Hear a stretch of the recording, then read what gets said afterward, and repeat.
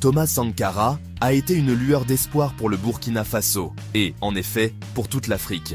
Président de 1983 à 1987, il a osé rêver d'un Burkina Faso autonome et véritablement indépendant. Sankara ne s'est pas contenté d'hériter du manteau du leadership.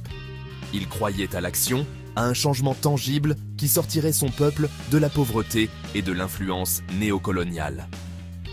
Né en 1949, le parcours de Sankara pour devenir un leader révolutionnaire était profondément ancré dans sa croyance en la justice sociale et le panafricanisme.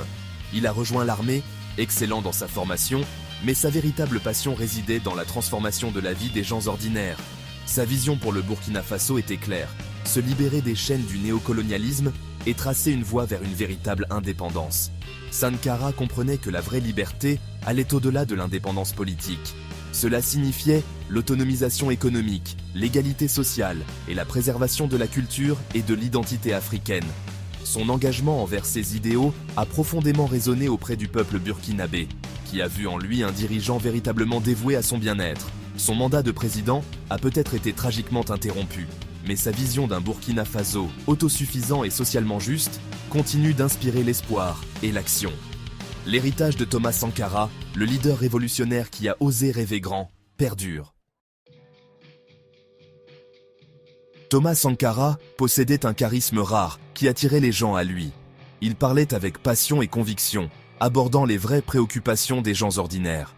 Ses discours n'étaient pas de simples discours politiques, c'étaient des appels à l'action, exhortant les gens à prendre leur destin en main.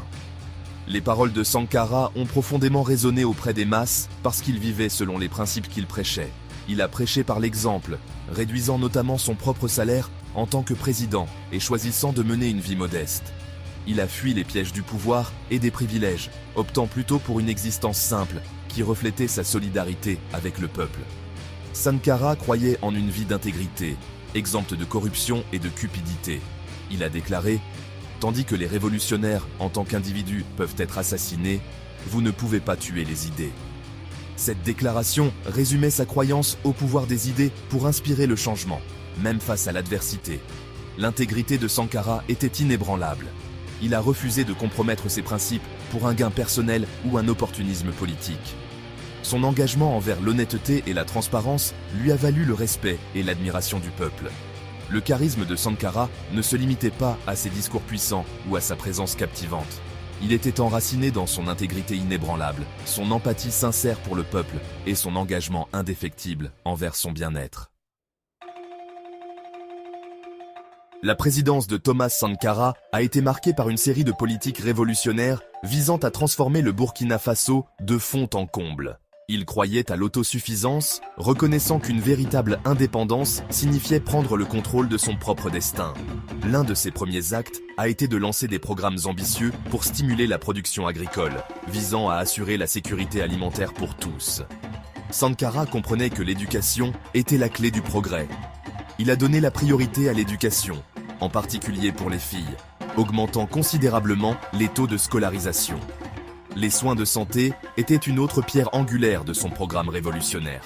Il a mis en œuvre des campagnes de vaccination de masse et construit des cliniques dans les zones rurales, rendant les soins de santé accessibles même aux communautés les plus reculées. Sankara a défendu les droits des femmes. Il a reconnu le rôle crucial que les femmes jouaient dans la société et a mis en œuvre des politiques pour promouvoir leur autonomisation économique et sociale. La protection de l'environnement était également primordiale. Il a lancé des programmes de plantation d'arbres à grande échelle pour lutter contre la désertification, reconnaissant l'interconnexion entre la santé environnementale et le bien-être humain. Ces politiques n'étaient pas de simples constructions théoriques, c'étaient des actions concrètes visant à apporter de réels changements dans la vie des gens ordinaires. Le mandat de Sankara, en tant que président, témoigne de son engagement indéfectible envers la justice sociale, l'autonomisation économique et l'épanouissement de tous les Burkinabés. L'assassinat de Thomas Sankara en 1987 a provoqué une onde de choc au Burkina Faso et au-delà. Le leader révolutionnaire, qui a osé défier le statu quo, a été réduit au silence. Pourtant, même dans la mort, la vision de Sankara d'une Afrique juste et équitable continue de résonner. Son héritage s'étend bien au-delà des frontières du Burkina Faso. Il est devenu une icône du panafricanisme, inspirant des générations par sa croyance inébranlable au potentiel du continent. Le message de Sankara sur l'autosuffisance, la justice sociale et l'anti-impérialisme continue de résonner dans un monde aux prises avec les inégalités et le néocolonialisme. À travers l'Afrique et au-delà, des militants, des artistes et des citoyens ordinaires s'inspirent de sa vie et de son œuvre. Son image orne des peintures murales et des affiches, témoignage de son influence durable.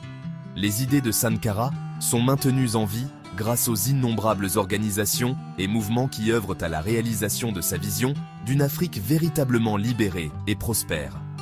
Bien que son temps au pouvoir ait été interrompu, l'héritage de Thomas Sankara continue d'inspirer l'espoir et l'action. Il nous rappelle qu'un véritable leadership exige du courage, de la conviction et un engagement indéfectible envers le bien-être de tous. L'esprit de Sankara perdure dans la lutte continue pour un monde plus juste et équitable.